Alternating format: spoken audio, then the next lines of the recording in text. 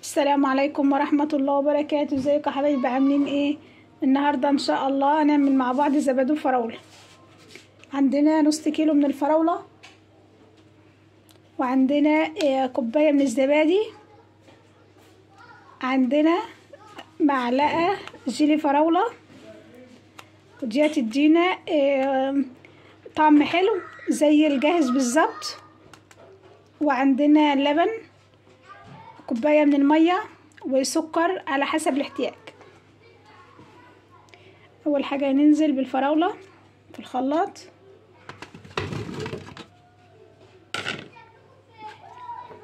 ننزل بالسكر،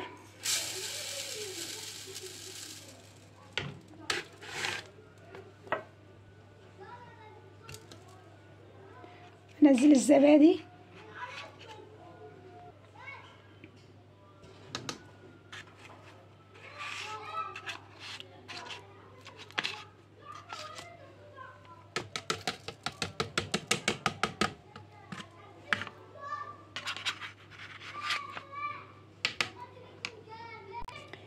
نزلت الزبادي، هنزل المية، ساخدها كده في العلبة بحيث نطلع كل الزبادي اللي موجود فيها.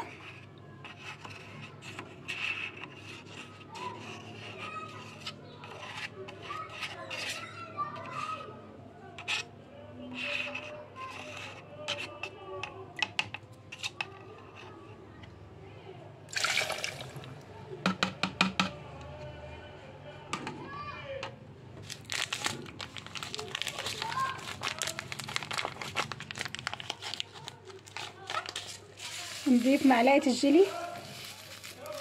الجيلي بقى يخلي طعمه حلو جدا ولونه حلو، يعني معلقة صغيرة، معلقة الشاي.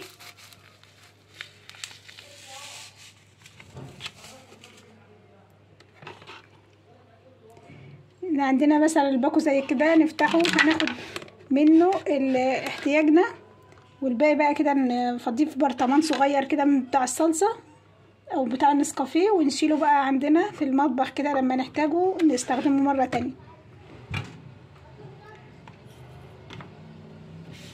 هفتح بقى اللبن واضيفه ونرجع نكمل مع بعض.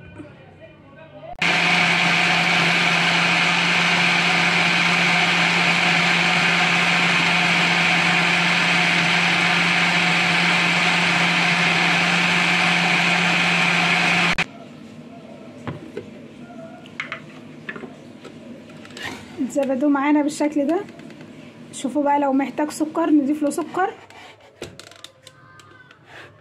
ونقدمه بقى مع بعض ونشوف ان شاء الله. عندي بقى الزبادو، اصبه بقى كده معايا في الكاسات.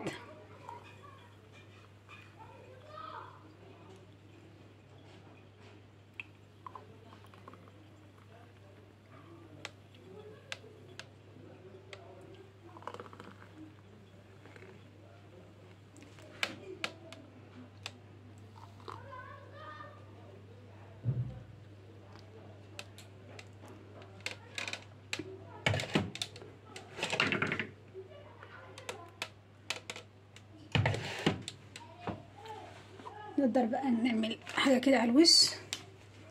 هنجيب باكو الجيلي،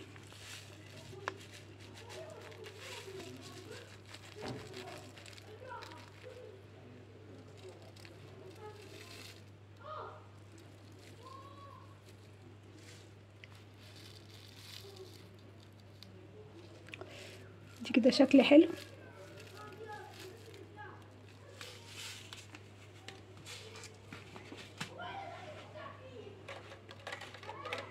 الليموهات بقى بتاعتنا بالراحة كده عشان ما نبوظش الشكل.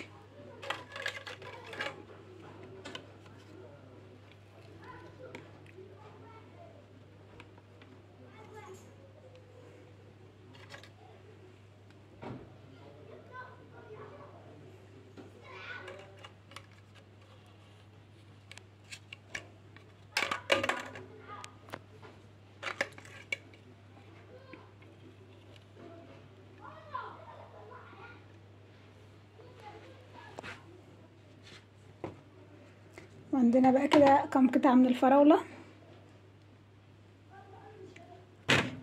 لو عندنا بقى ضيوف حاجة بسيطة بس هتسعدهم.